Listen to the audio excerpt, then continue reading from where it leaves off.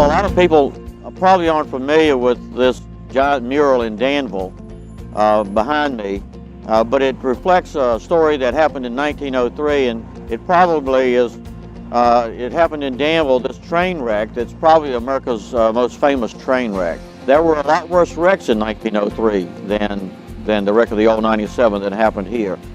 But this one became famous because the song became the first really big hit in country music. You can watch your 97 roll. It was Vernon Dalhart who made it famous. He was sort of a light opera singer back in 1924. They sold over 1 million copies, the first record to do so. So that's why this story is so famous. And it's even better known than the story about Casey Jones. It's called A Wreck of Old 97.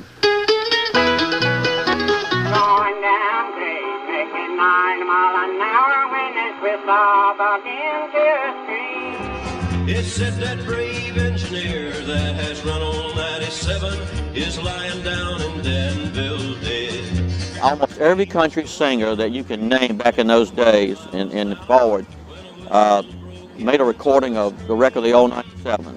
Hank Snow, Johnny Cash. The song is a great story, but it's not exactly true.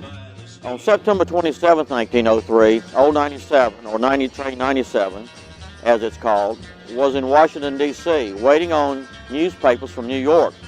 And when it finally left, it was an hour late. Got to Monroe, Virginia, and waiting there was a new train crew and a new engine, the engine 1102. Steve Brody, who was the engineer of the wreck of the old 97.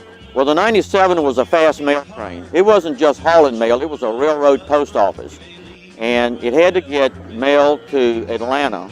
He was going too fast, and when he got to the trestle, it jumped the track, flew off the trestle, 4 stories, crashed, killed all of the train crew, which were the conductor, 2 firemen, and a flagman, killed 5 postal workers, and an express messenger who was also on the train that got on at Lynchburg. A young boy who was about 17 years old. People could hear it all over Danville, as far as Schoolfield. People were eating dinner, they got up, people were in church, they left church. So it was really a very tragic thing. 11 people died in that wreck in one day. Today, if it had happened, it would be on CNN. It was probably the biggest thing that ever happened in Danville, maybe up to that time, that became so famous. I don't know of any wreck that still is famous as the wreck of the old 97.